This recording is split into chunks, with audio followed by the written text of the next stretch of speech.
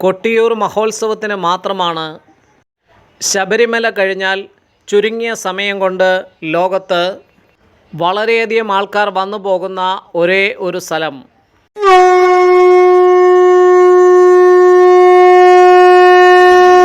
നമസ്കാരം പ്രിയപ്പെട്ടവരെ, കൊട്ടിയൂർ മഹോത്സവ വിശേഷത്തിലേക്ക് എല്ലാവർക്കും സ്വാഗതം. വൈശാഖ മാസത്തിലെ കൊട്ടിയൂർ ഉത്സവം മലബാറിൻ്റെ മഹോത്സവം എന്നാണ് അറിയപ്പെടുന്നത്. ദക്ഷിണ കാശി എന്നറിയപ്പെടുന്ന സ്ഥലം കണ്ണൂർ ജില്ലയിലെ കൊട്ടിയൂർ സ്ഥിതി ചെയ്യുന്നു. സമാനതകളില്ലാത്ത കൊട്ടിയൂർ ഉത്സവം 28 ദിവസം നീണ്ടു നിൽക്കുന്നതാണ്. ഇടവ മാസത്തിലെ ചോതി മുതൽ മിഥുനത്തിലെ ചിത്തിര വരെയാണ് ഉത്സവ സമയം. സനാതനധർമ്മികളായുള്ളവർ ജീവിതത്തിൽ ഒരിക്കലെങ്കിലും കൊട്ടിയൂർ പോയിരിക്കണം. കാരണം സൃഷ്ടി സ്ഥിതി സംഹാര കാരകന്മാരായ ത്രിമൂർത്തികൾ ബ്രഹ്മ വിഷ്ണു മഹേശ്വരന്മാരും മറ്റു സകല ദേവതകളും ഭൂതഗണങ്ങളും സാന്നിധ്യം അരുളിയിരുന്ന, ഇപ്പോഴും സൂക്ഷ്മഭാവത്തിൽ സാന്നിധ്യമുള്ള ഒരേയൊരു സ്ഥലമാണ് കൊട്ടിയൂർ. ത്രിമൂർത്തികളുടെ ആജ്ഞപ്രകാരമാണ് വളരെ യുഗയുഗാന്തരങ്ങളായി കൊട്ടിയൂർ മഹോത്സവം നടക്കുന്നത് തന്നെ. ശ്രീമദ് ഭാഗവതം ഉൾപ്പെടെ വിവിധങ്ങളായ പുരാണ ഗ്രന്ഥങ്ങളിൽ പ്രതിപാദിക്കുന്ന പ്രസിദ്ധമായ ദക്ഷയാഗം നടന്ന സ്ഥലമാണ് കൊട്ടിയൂർ. പ്രജാപതിയായ ദക്ഷൻ കൊട്ടിയൂരിലെ വാവലിപ്പുഴയുടെ തീരത്ത് ബൃഹസ്പതിസ്തവം എന്ന യാഗം നടത്താൻ തീരുമാനിച്ചു. മറ്റെല്ലാ ദേവതകളെയും യാഗത്തിന് ക്ഷണിച്ചു. തൻ്റെ മരുമകനായ മഹാദേവനോടുള്ള ചെറിയ നീരസത്താൽ അദ്ദേഹത്തെയും തൻ്റെ പുത്രിയായ സതിയെയും യാഗത്തിന് ക്ഷണിച്ചില്ല. തൻ്റെ പിതാവ് നടത്തുന്ന യാഗമായതിനാൽ പോകാൻ തന്നെ സതീദേവി തീരുമാനിച്ചു. ക്ഷണിക്കാതെ എത്തിയ പുത്രിയെ കണ്ട് മഹാദേവനോടുള്ള അമർഷം പരിഹാസരൂപേണ ദക്ഷൻ മറ്റു ദേവതകളുടെ മുന്നിൽ വെച്ച് സതിയോട് നടത്തി. ക്ഷണിക്കാത്ത ഈ യാഗത്തിന് പോകരുതെന്ന് മഹാദേവൻ പറയുകയും ഇവിടെ എത്തിയപ്പോൾ പിതാവിൻ്റെ അപമാനവും കേട്ട് സഹിക്കവയ്യാതെ സതീദേവി യാഗാഗ്നിയിൽ പ്രാണാഹൂതി ചെയ്തു. ഇതറിഞ്ഞ മഹാദേവൻ വിരഹദുഃഖത്താൽ കോപാകുലനാകുകയും വളരെ ക്രോധത്താൽ തൻ്റെ ജട നിലത്തേക്കടിച്ചു. അതിൽ നിന്നും മഹാവീരഭദ്രനും മറ്റു ശിവഭൂതഗണങ്ങളും ഉണ്ടാവുകയും അവരെത്തി യാഗശാല നശിപ്പിച്ച് വീരഭദ്രൻ ദക്ഷൻ്റെ തലയറുത്ത് കളഞ്ഞു. ഇതറിഞ്ഞ് ബ്രഹ്മാവും വിഷ്ണുവും മഹാദേവൻ്റെ അടുത്തെത്തുകയും അദ്ദേഹത്തെ സമാധാനിപ്പിച്ച ശേഷം യാഗം മുടങ്ങിയത് ലോകത്ത് അമംഗളം ഉണ്ടാവുമെന്നും അങ്ങനെ യാഗം പൂർത്തീകരിക്കാൻ മഹാദേവൻ അനുവാദം നൽകി. യാഗത്തിൻ്റെ ആചാര്യൻ ദക്ഷൻ ആയതിനാൽ അദ്ദേഹത്തെ ആടിൻ്റെ തലവെച്ച് പുനർജീവിപ്പിച്ചു. താൻ പ്രജാപതിയാണെന്നും തൻ്റെ മരുമകൻ മാത്രമാണ് മഹാദേവനെന്നുമൊക്കെ സ്വയം വിചാരിച്ച ദക്ഷൻ തൻ്റെ അഹങ്കാരമെല്ലാം തീർന്ന് യാഗം പൂർത്തിയാക്കി. ആടിൻ്റെ തലവെച്ച് ദക്ഷൻ മഹാദേവനെ സ്തുതിച്ചതാണ് മഹാരുദ്രത്തിലെ പ്രസിദ്ധമായ ചമകം. മേ മേ എന്നുള്ള ആ മന്ത്രങ്ങൾ. ഈ കഥയിൽ ഭാഗവതത്തിൽ പഠിക്കുന്ന 2-3 കാര്യങ്ങളുണ്ട്. ഒന്ന്, വീട്ടിലുള്ളവരുടെ അനുവാദമില്ലാതെ ഒരു സ്ഥലത്ത് പോകാൻ പാടില്ല. അതുപോലെ ക്ഷണിക്കാതെ ഒരു സ്ഥലത്തും ഒരു പരിപാടിക്കും പോകരുത്. ഇവിടെ തൻ്റെ പതിയായ മഹാദേവൻ്റെ അനുവാദമില്ലാതെയാണ് സതീദേവി പോയത്. അതേപോലെ തൻ്റെ പിതാവ് നടത്തുന്ന യാഗമായാലും അവിടെ ക്ഷണിക്കാതെയാണ് സതി എത്തിയത്. രണ്ടും വിരുദ്ധമായതിനാൽ അപമാനവും ജീവഹാനിയും സംഭവിച്ചു. ദക്ഷനിൽ നിന്നും നമ്മൾ അറിയുന്നത് വലിയ പ്രസിദ്ധിയും ധനധാന്യ സമൃദ്ധിയും ഒക്കെയുണ്ടായാലും അഹങ്കാരമുണ്ടായാൽ തനിക്കും തൻ്റെ കൂടെയുള്ളവർക്കും ആപത്ത് വരുത്തി വയ്ക്കും എന്നുള്ളതാണ്. ഇതുകൂടി ഇവിടെ പറയാൻ കാരണം, നമ്മൾ ആരാധിക്കുന്ന അവതാര പുരുഷന്മാരുടെ പുണ്യസങ്കേതങ്ങളിൽ അമ്പലങ്ങളിൽ ഒക്കെ പോകുമ്പോൾ നമ്മുടെ അത് വേണം ഇത് വേണം എന്നുള്ള ഭൗതികമായ ആവലാതികൾ പറഞ്ഞ് പരാതിപ്പാട്ടുകൾ മാത്രം പാടി പോരാതെ അതിൻ്റെ ചരിത്രവും ആ അവതാര പുരുഷന്മാർ എങ്ങനെ ജീവിച്ചു, അവർ എന്തൊക്കെ മാതൃകകളാണ് കാട്ടിത്തന്നത്, ആ നന്മയുടെ സന്ദേശം തന്നതുകൊണ്ടല്ലേ അവരെ ഇന്നും പൂജിക്കുകയും ആരാധിക്കുകയും ഒക്കെ നമ്മൾ ചെയ്യുന്നത്. ആ നല്ലതൊക്കെയും ജീവിതത്തിൽ പ്രാവർത്തികമാക്കിയാലേ നമ്മുടെയും ജീവിതത്തിൽ നല്ലത് ഉണ്ടാവുകയുള്ളൂ എന്നാണ് അമ്പലങ്ങളിലിരുന്ന് അവർ പറയാതെ പറയുന്നത്. പിന്നീട് സതീദേവി ഹിമവാൻ്റെ പുത്രിയായി തീർന്ന് പാർവതിയായി അങ്ങനെ മഹാദേവൻ്റെ പത്നിയായി തീർന്നു. സതിയുടെ ദേഹം ദഹിച്ച സ്ഥലത്ത്, എല്ലാ ദേവതകളുടെയും സാന്നിധ്യമുള്ള സ്ഥലത്ത് തൻ്റെ കൂടി സാന്നിധ്യം ഉണ്ടാവണമെന്ന് മഹാദേവൻ ആഗ്രഹിച്ചു. അങ്ങനെ അദ്ദേഹം അവിടെ സ്വയംഭൂവായി കുടികൊള്ളുന്നു. കാലാന്തരത്തിൽ ഇവിടം കാടുകയറുകയും പിന്നീട് കേരളം തന്നെ കടലെടുത്തു പോവുകയും ചെയ്തിരുന്നു. മഹാവിഷ്ണു അവതാരമായ പരശുരാമൻ പിന്നീട് കേരളക്കരയെ കടലിൽ നിന്ന് വീണ്ടെടുക്കുകയും ആ ത്രേതായുഗ കാലത്ത് പരശുരാമൻ കുറച്ചു കാലം ഈശ്വരികതയുള്ള ഈ സ്ഥലത്ത് തപസ്സനുഷ്ഠിച്ചിരുന്നു.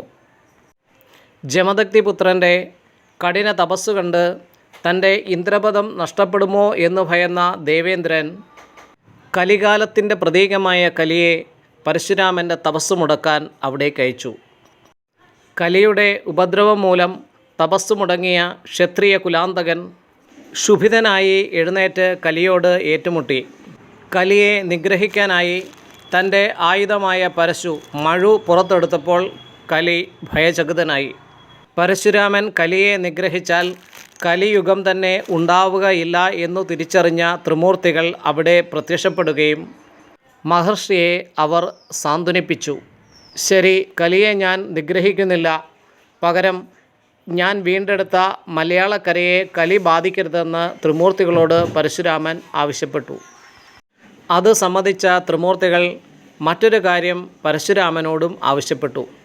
പുരാണപ്രസിദ്ധമായ ദക്ഷയാഗം നടന്ന സ്ഥലമാണ് ഇതെന്നും ഇവിടെ ഞങ്ങളുടെയും സർവ്വദേവതകളുടെയും അതേപോലെ ഭൂതഗണങ്ങളുടെയും സാന്നിധ്യമുള്ള സ്ഥലമാണെന്നും അതിലും ഉപരിയായി ശിവപാർവതിമാരുടെ നിത്യസാന്നിധ്യം ഇവിടെ ഉണ്ടെന്നും അറിയിച്ചു.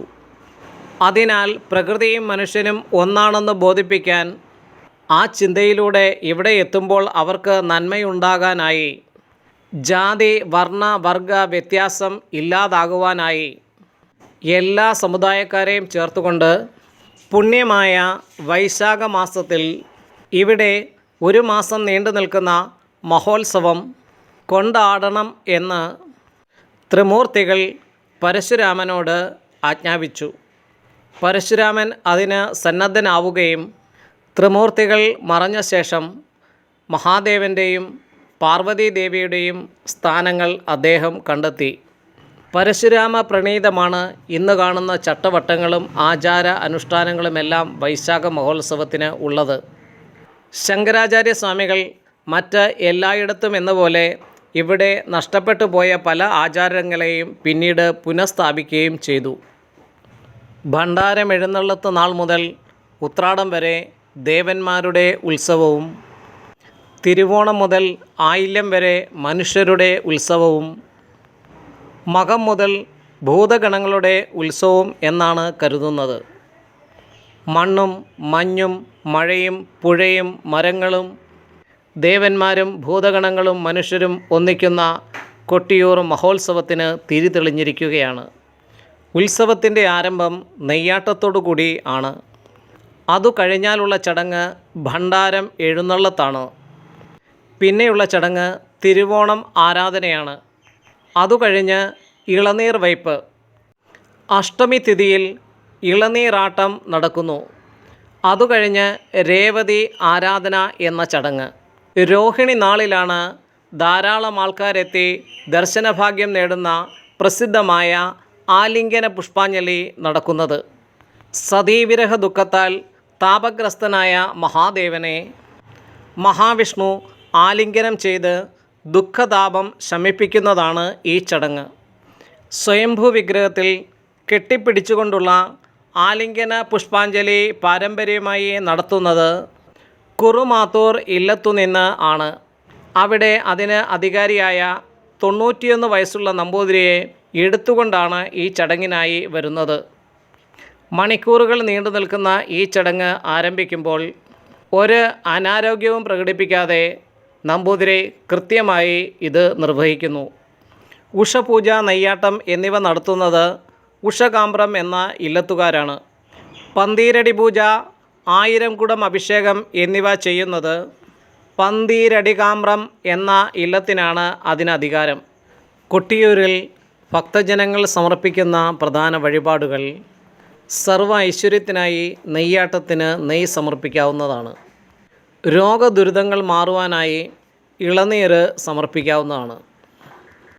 കാര്യസാധ്യത്തിനും സർവ്വവിധ ദുരിത നിവാരണത്തിനുമായി ഉത്സവം നടക്കുന്ന തിരുവാതിര, ആയില്യം, പുണർദം എന്നീ നാളുകളിലൊക്കെയായി ചതുശ്ശതം എന്ന് പറയുന്ന ശ്രേഷ്ഠമായ ഒരു വഴിപാടുണ്ട്. അതും സമർപ്പിക്കാവുന്നതാണ്. പിന്നെ വിവിധങ്ങളായിട്ടുള്ള അർച്ചനകളൊക്കെ അവിടെ നടത്തപ്പെടുന്നു. 10 പൈസ ചെലവില്ലാത്ത എന്നാൽ വളരെയധികം ഫലസിദ്ധിയുള്ള ഒരു വഴിപാടാണ് അക്കരെ കൊട്ടിയൂരിൽ തിരുവഞ്ചിറയ്ക്ക് ചുറ്റുമായി കണ്ണുകെട്ടി ജലത്തിലൂടെയുള്ള ശയനപ്രദക്ഷിണം. കൊട്ടിയൂരമ്പലത്തിൽ പോയി എന്നതിൻ്റെ തെളിവും അവിടെ പോയവർ ഒരിക്കലും ഒഴിവാക്കാത്തതുമായ ഒന്നാണ് കൊട്ടിയൂരിലെ മാത്രം കിട്ടുന്ന വിശേഷപ്പെട്ട ഓടപ്പൂവ്. യാഗഗുരുവായ ഭൃഗു മഹർഷിയുടെ താടിയെന്ന് സങ്കല്പിക്കുന്ന ഈറ്റ കൊണ്ടുണ്ടാക്കിയ ഈ ഓടപ്പൂവ് വീടിൻ്റെ ഉമ്മറം, പൂജാമുറി, അതുപോലെ വാഹനം എന്നിവയിൽ തൂക്കിയിടുന്നത് വളരെയധികം സർവ്വ ഐശ്വര്യപ്രധാനമായിട്ടാണ് കരുതപ്പെടുന്നത്.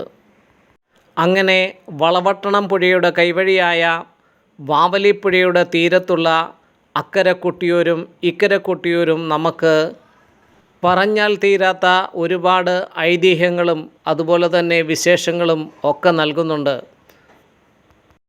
എന്തായാലും നിങ്ങൾ ജീവിതത്തിൽ ഒരിക്കലെങ്കിലും പരമപവിത്രമായ കൊട്ടിയൂർ ക്ഷേത്രത്തിൽ സന്ദർശിക്കണമെന്ന് പറഞ്ഞുകൊണ്ട് ലോകാ സമസ്ത സുഖിനോ ഭവന്തു. ഓം ശാന്തി ശാന്തി ശാന്തി. ഓം സദ്ഗുരുഭ്യോ നമഃ. ഹരി ഓം ഹരി ഓം ഹരി ഓം. ജയ് സീതാറാം, ജയ് സീതാറാം.